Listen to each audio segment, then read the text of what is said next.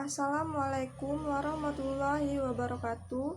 Perkenalkan, nama saya Satina, kelas 2A Prodi Pendidikan Agama Islam di IAIN Pontianak, Kalimantan Barat. Di video kali ini saya akan membahas tentang bab taharah. Sebelum itu kita harus pahami dulu apa itu taharah. Menurut bahasa, taharah berasal dari bahasa Arab yang berarti bersih atau suci.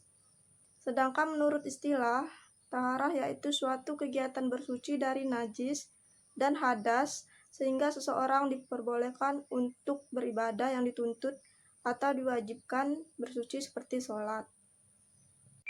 Dalam hukum Islam, soal bersuci dan segala seluk-beluknya termasuk bagian ilmu dan amalan yang penting, terutama karena di antara syarat-syarat sahnya sholat adalah bahwasanya seseorang yang akan mengerjakan sholat diwajibkan suci dari hadas dan suci pula badan, pakaian, dan tempatnya dari najis. Adapun firman Allah SWT dalam surah Al-Baqarah ayat 222 yang artinya sesungguhnya Allah menyukai orang-orang yang bertaubat dan mensucikan diri. Selanjutnya alat taharah. Adapun alatnya yang pertama yaitu air. Air menurut hadis yang diriwayatkan oleh Al-Baihaqi, air itu suci dan mensucikan kecuali jika ia berubah baunya, rasanya, atau warnanya dengan suatu najis yang masuk di dalamnya. Air dapat dibedakan menjadi 4 macam, yaitu air mutlak atau air suci mensucikan, yaitu air yang belum tercampur dengan sesuatu seperti air hujan, air salju, air es, air laut, air jam-jam, air sumur, air embun, air dari mata air, dan air sungai. Yang kedua, air mustakmal ialah air sisa yang mengenai badan manusia karena telah digunakan untuk wudhu dan mandi. Air musyammas, air yang makruh, yaitu yang terjemur oleh matahari dalam bejana selain bejana emas dan perak. Air ini makruh dipakai untuk badan tetapi tidak makruh untuk dipakaian. Dan yang terakhir, air mutanajis, yaitu air yang telah berubah salah satu sifatnya karena terkena suatu najis, atau air yang sedikit terkena najis, yaitu kurang dari 216 liter. Alat yang kedua yaitu tanah. Dalam fungsinya sebagai alat taharah, tanah bermanfaat untuk tayamum dan membersihkan najis karena sentuhan dan jilatan anjing dan babi terhadap seseorang atau benda yang dipakai seorang muslim. Tanah yang digunakan sebagai alat taharah hendaknya diambil tanah yang bersih dengan menggali minimal 300 cm ke dalam tanah keras dan bukan pada tanah comberan atau yang berdekatan dengan limbah pabrik atau daerah pembuangan air selokan pembuangan. Ketiga, batu, tembikar, kayu, kertas, dan tisu. Alat ini hanya digunakan untuk membersihkan kotoran yang keluar dari kubur dan dubur. Oleh karena itu, dalam bersuci dari hadas, batu, tembikar, kayu, kertas, dan tisu tidak bisa digunakan sebagai alat bersuci karena dalam bersuci dari hadas hanya air dan tanah atau debu yang suci dapat dijadikan sebagai alat bersuci. Dan yang terakhir, disamak. Disamak merupakan cara mensucikan kulit bangkai binatang dengan menggunakan alat penyamak, kecuali kulit babi dan anjing tidak dapat disamak dengan alat apapun juga. Hadas. Hadas adalah kondisi tidak suci. Dengan kata lain, orang yang tidak suci dikatakan berhadas yang menyebabkan tidak boleh salat dan tawaf. Jika seseorang melaksanakan salat dan tawaf tanpa bersuci dari hadas, maka ibadah yang dilakukan tersebut tidak sah. Hadas dibagi menjadi 2 macam, yaitu hadas kecil dan hadas besar. Hadas kecil contohnya seperti buang air kecil, kentut, bersentuhan kulit dengan lawan jenis, dan sebagainya. Sedangkan hadas besar seperti keluar mani, bersenggama, atau khususnya bagi wanita yaitu datang bulan dan melahirkan atau nifas. Adapun tata cara bersuci dari hadas dalam hal ini yaitu bersuci dari hadas ada 3 aspek, yaitu wudu, mandi, dan tayamum. Hal ini sesuai dengan firman Allah Subhanahu wa taala dalam Quran surah Al-Maidah ayat 6 yang artinya, "Wahai orang-orang yang beriman, apabila kamu hendak melaksanakan sholat, maka basuhlah wajahmu dan tanganmu sampai ke siku, dan sapulah kepalamu dan basuh kakimu sampai kedua mata kaki.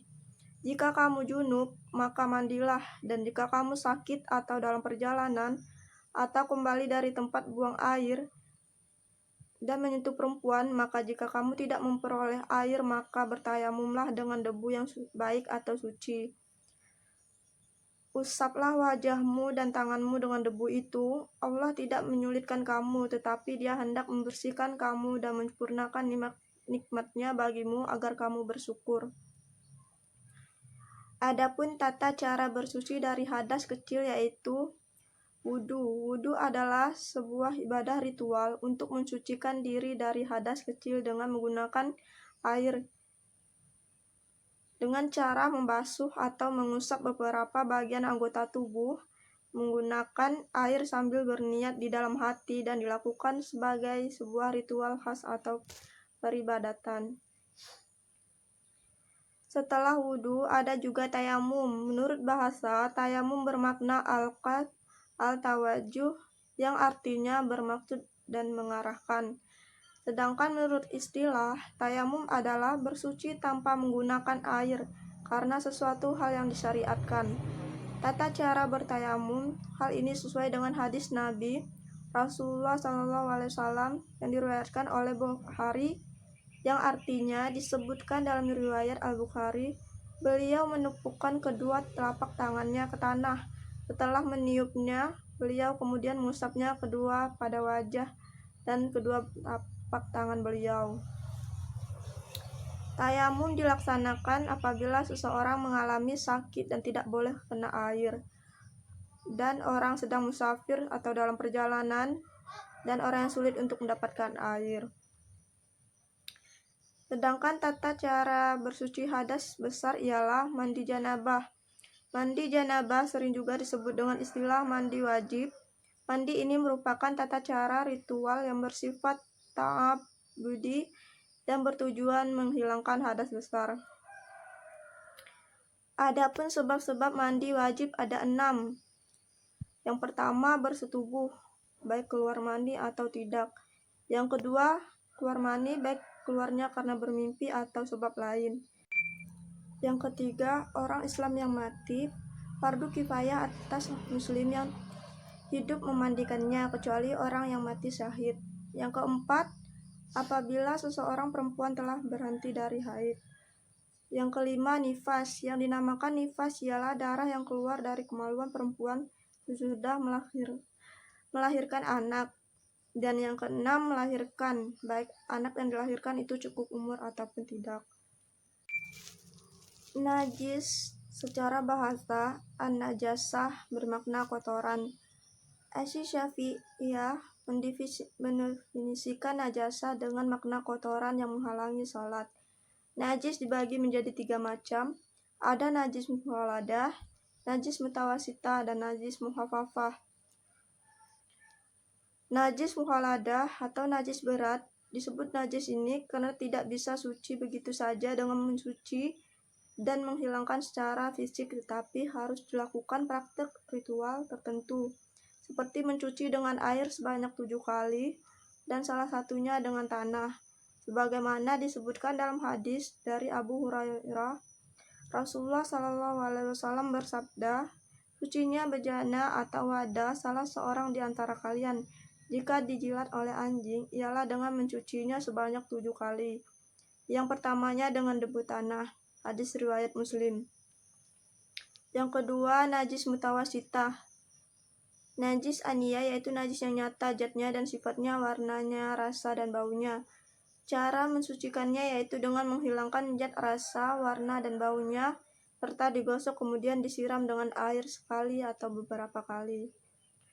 Adapun najis hukmiyah yaitu yang kita yakini adanya tetapi tidak nyata zat, bau, rasa, dan warnanya. seperti kencing yang sudah lama kering sehingga sifat-sifatnya telah hilang. Cara mencuci najis ini cukup dengan mengalirkan air di atas benda yang kena. Yang terakhir, najis muhafafah. Adapun cara mensucikannya yaitu terdapat dalam hadis sebagai berikut. Dari Abu Samah, Rasulullah SAW bersabda, bekas air kencing bayi perempuan harus dicuci dan bekas air kencing bayi laki-laki cukup diperciki dengan air.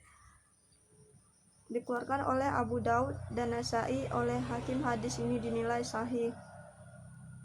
Sekian untuk video kali ini. Semoga apa yang saya sampaikan dapat tambah wawasan kita. Terima kasih. Assalamualaikum warahmatullahi wabarakatuh.